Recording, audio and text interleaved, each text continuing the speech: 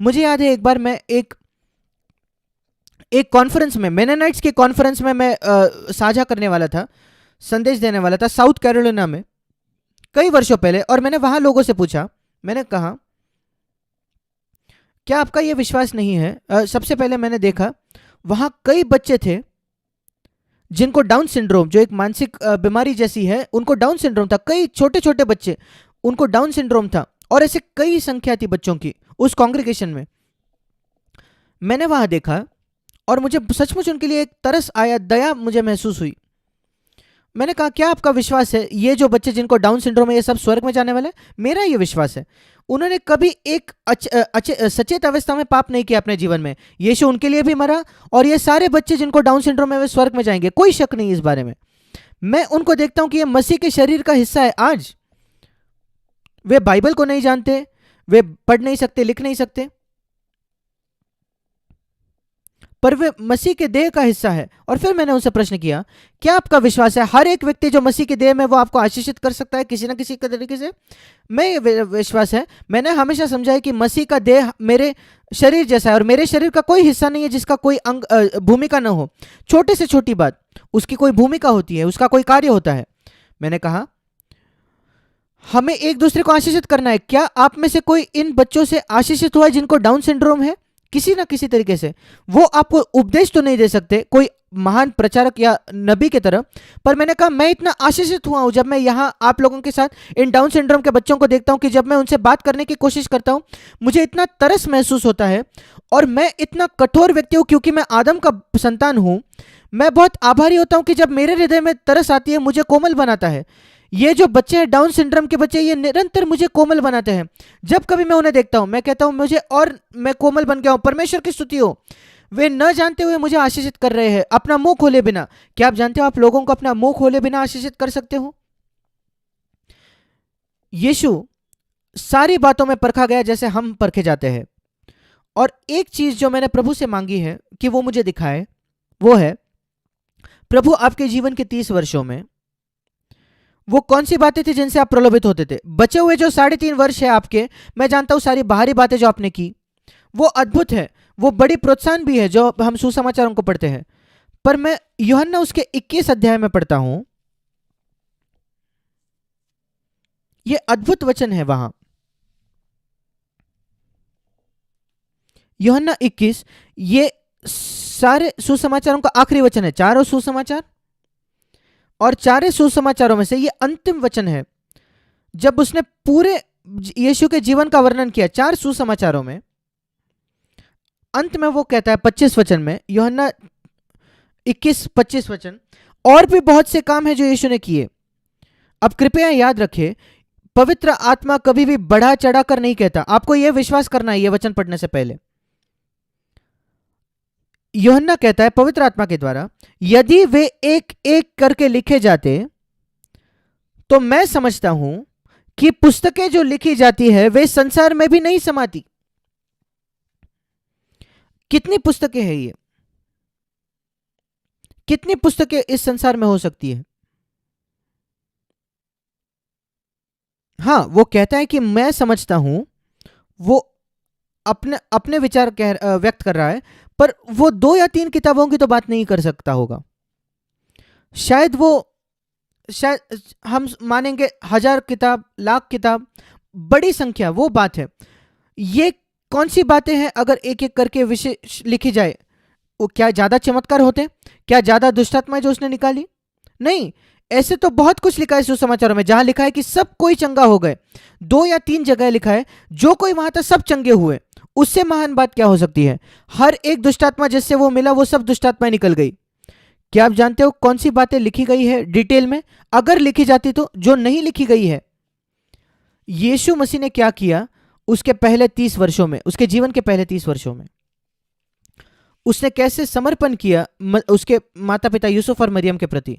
यही हमें अपने बच्चों को सिखाना है। वो नहीं लिखा गया, एक ही वचन है जहां लिखा है वो उनके अधीन था, उसने उनकी बात मानी। या उसने कैसे प्रतिक्रिया दी जब उसके 4 छोटे बच्चे भाई और 2 छोटी बहनें दिन रात उसको चिढ़ दिलाते हैं। क्या आप जानते हो कैसे बच्चे चिढ़ जाते हैं एक अच्छे बच्चे के साथ जो कभी गुस्सा नहीं होते, और फिर सब सोचते कि नहीं मैं उसे गुस्सा करने वाला हूँ, मैं उसे चिढ़ाने वाला हूँ। वे स्कूल में करते, घर में करते, क्योंकि उन्हें बहुत वो बुरा लगता है कि ये हमारा भाई कभी गुस्सा नहीं होता, इसलिए वे सब मिलकर उनको कोशिश करते कि उसे गुस्सा दिलाए।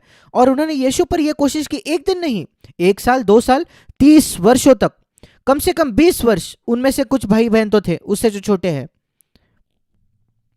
जब ये बातें अगर डिटेल में लिखी जाए, कैसे उन्होंने यीशु को चिढ़ दिलाई, पर उसने कभी पाप नहीं किया, उसने कभी प्रतिक्रिया नहीं दी। आखिरकार तंग आकर, मैं तंग आ चुका हूं तुम लोगों से, नहीं, उसने ये नहीं किया। ये मेरा उदाहरण रहा है। मैंने ये कैसे सीखा, मैं आपको बताता हूं। यूहन्ना 16,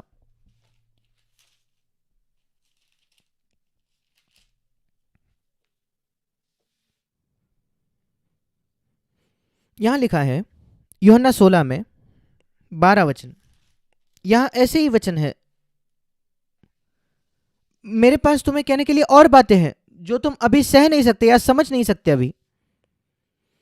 मैं तुम्हें वो सारी बातें कहना चाहूंगा, यीशु कहता है, जिससे मैं प्रलोभित हुआ मेरे जीवन के पहले 30 वर्षों में, पर तुम मुझे अभी नहीं समझोगे। तुम जो लोग हो, तुम यहां बैठे हो 3.5 वर्षों के बाद, शिष्य जो हो, अभी भी तुम ये विवाद कर रहे हो कि कौन अगुआ होगा, कौन महान है। कैसे तुम मसीह जीवन की गहरी बातों को समझोगे? कोई फायदा ही नहीं कि हम बालवाड़ी के बच्चों से बड़े गणित की बातें करें या भौतिक शास्त्र या विज्ञान की। वे सीएटी, कैट, बीएटी, बैट सीख रहे हैं। शिष्य ऐसे थे क्योंकि वे अभी भी वाद कर रहे थे कि सबसे महान कौन है। कई जो कनिष्ठ विश्वासी है हमारे कलीसिया में, वो भी इसके नहीं खोजते। वे इतने निचले स्तर पर थे। एक कारण यह था कि उनके अंदर पवित्र आत्मा नहीं था। उसने कहा कि तुम ये सह नहीं पाओगे, यीशु कहता है, पर एक दिन जब पवित्र आत्मा आएगा, 13 वचन, यूहन्ना 16:13, तब आप पूरी तरीके से सबसे महान होने से खोजना छोड़ दोगे। आप छोड़ दोगे। मेरा यह विश्वास है, पवित्र आत्मा से भरने का यह एक चिन्ह है। आप कभी सबसे महान व्यक्ति होने की नहीं कोशिश करोगे कलीसिया में। अगर आप अभी भी खोज रहे हो कि आप सबसे महान हो, जाने माने जाना चाहते हो चर्च में, मेरे पास एक ही सलाह है, आप खोजे कि आप वास्तविकता में पवित्र आत्मा से भर जाए। मैं आपको सामने सामने कहना चाहता हूं, आप नहीं भरे हो। आप उन शिष्यों के जैसे हो जो पेंटिकॉस्ट के दिन के पहले, आप अभी भी कलीसिया में महान होना चाहते हो। आपको बहुत लंबा सफर काटना है, पर आप जल्दी वहां पहुंच जाओगे अगर आप पवित्र आत्मा से भर जाओगे तो। मेरा विश्वास है, कई मसीह जो हमारे कलीसिया में बैठे हैं, सीएफसी कलीसियाओं में भी, वे निरंतर हर दिन पवित्र आत्मा से नहीं भरते। वो उनकी मूलभूत समस्या, उनको ज्यादा संदेशों की जरूरत नहीं, उन्हें यूट्यूब पर जाकर ज्यादा संदेश सुनने की जरूरत नहीं, उन्हें पवित्र आत्मा से भरने की आवश्यकता है। पवित्र आत्मा आपको सारी सत्य में ले जाएगा। और यहां लिखा है एक बात जो वो करेगा, एक बात, ये वचन मैं आपको कहना चाहता था, 14 वचन का अंतिम भाग, जो मेरा है वो मेरी बातों से लेकर तुम्हें बताएगा। इंग्लिश में लिखा है तुम्हें प्रकट करेगा। ये वो नहीं है जो सुसमाचार में लिखा है, उसके लिए पवित्र आत्मा की जरूरत नहीं। वो तो अविश्वासी भी पढ़कर जान सकता है कि यीशु ने बीमारों को चंगा किया, दुष्ट आत्माएं निकाली, उसने भीड़ को खिलाया, वो पानी पर चला। आपको तो नया जन्म की भी आवश्यकता नहीं ये जानने के लिए। फिर पवित्र आत्मा क्या डिस्क्लोज करेगा, क्या आपको बताएगा, प्रकाशन देगा। यीशु ने 30 वर्षों में क्या किया? पहले 30 वर्षों में उसने पैसे से कैसे व्यवहार किया, एक जब वो बढ़ा ही था, उसने अपना व्यवसाय कैसे चलाया, जब वो लोगों से बर्ताव करता था, उसको खरीदना पड़ता था, बेचना पड़ता था, उसको लकड़ी खरीदनी पड़ती थी, टेबल कुर्सियां बनानी पड़ती थी और देना पड़ता था। वो कैसे पैसे के प्रति रवैया था, वो हर समय पैसे से व्यवहार करता था। 18 से 30 की उम्र में यूसुफ की मृत्यु हो चुकी गई, उसने कैसे जिम्मेदारी उठाई, एक परिवार की जरूरतों को पूरा करने का, जिसमें 8 लोग, उसकी माँ प्लस 6 छोटे उसके भाई बहन और वो खुद, 8 लोगों की परिवार था उसका। आप में से कितने लोगों का 8 लोगों का परिवार है जिनकी आप बड़ा देखभाल कर रहे हो? यीशु मसीह सारी बातों में परखा गया। आपके तो 2 बच्चे होंगे तो आप तकलीफ होती है आपको कि कितना बड़ा सिरदर्द है। यीशु मसीह हर बात में परखा गया जिसमें आप परखे गए, और उससे भी ज्यादा पवित्र आत्मा आपको प्रकट करेगा कैसे आप जयवंत हो सकते हो हर एक परिस्थिति में, आपके घर में, आपके व्यवसाय में, पैसे से व्यवहार करने में, कर चुकाने में। जब कोई आकर कहे क्या तुम्हारा गुरुजी टैक्स भरता है, कर भरता है, उसने दे दिया हर एक बात। और उससे भी ज्यादा जो अंदरूनी बातें थी, उसके अंदरूनी रवैये लोगों के प्रति, जब लोग उसे उकसाते थे, भड़काते थे, जैसे मैंने कहा बीमारी में उसकी क्या रवैया थी, अलग अलग परिस्थितियों में। क्या आपको लगता है यीशु मसीह कभी उसके पास पैसे की कमी होगी? क्या आपको लगता है यीशु के पास पैसा कम पड़ गया होगा? जब वो अपने परिवार की देखभाल करने की कोशिश कर रहा था, जिसमें 8 लोग हैं और वो एक गरीब बड़ा ही था। मैं सचमुच विश्वास करता हूं कि उसको कमी होगी। उसने कैसे संभाला, मैं आपको बताता हूं। पवित्र आत्मा से मांगे कि वो यूहन्ना 16:14 को आपके जीवन में पूरा कर दे, कि वो आपको प्रकाशन दे। प्रकाशन का मतलब है कि एक रहस्य आपके कानों में फुसफुसाना। प्रभु आपने लिखा क्यों नहीं है बाइबल में, मैं आपको बताता हूं। क्योंकि मैं आपको एक वचन दिखाना चाहता हूं, भजन 25। इसलिए ये सारी बातें लिखी नहीं गई है बाइबल में। भजन 25 में लिखा है, क्यों यीशु मसीह का छिपा हुआ जीवन नहीं लिखा गया। भजन 25 और यहां लिखा है 12वां वचन, वो कौन है जो यहोवा का भय मानता है, उसको प्रभु का आदर है और वो पाप से घृणा करता है, यहोवा उसे उसी मार्ग पर जिससे वो प्रसन्न होता है चलाएगा। क्योंकि 14 वचन, यहोवा के भेद वो अपने डरवैयों को प्रकट करता है। दूसरे शब्दों में, परमेश्वर के कुछ रहस्य है प्रभु के, पर वो सबको नहीं बताता। वो किसी के कानों में फुसफुसाता है, केवल उन लोगों के जो उसका आदर करते हैं। और उसके आदर का एक चिन्ह यह है कि पाप के प्रति हमारी बड़ी घृणा है। प्रभु मैं कभी चिढ़ना नहीं चाहता लोगों से।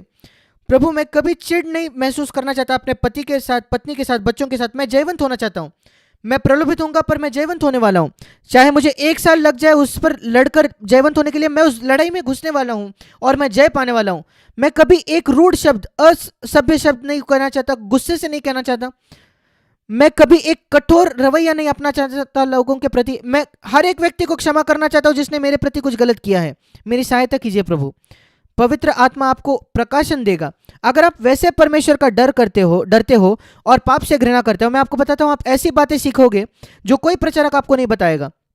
मैं ईमानदारी से आपको बताना चाहता हूं, मैंने अद्भुत प्रभु से प्रकाशन पाए हैं जिसने मेरे जयवंत होने में सहायता की है जीवन में। ये नहीं कि मेरी बुद्धि बढ़ जाए, पर व्यवहारिक बातों में पाप पर विजय पाने में। परमेश्वर आपको आशीष दे।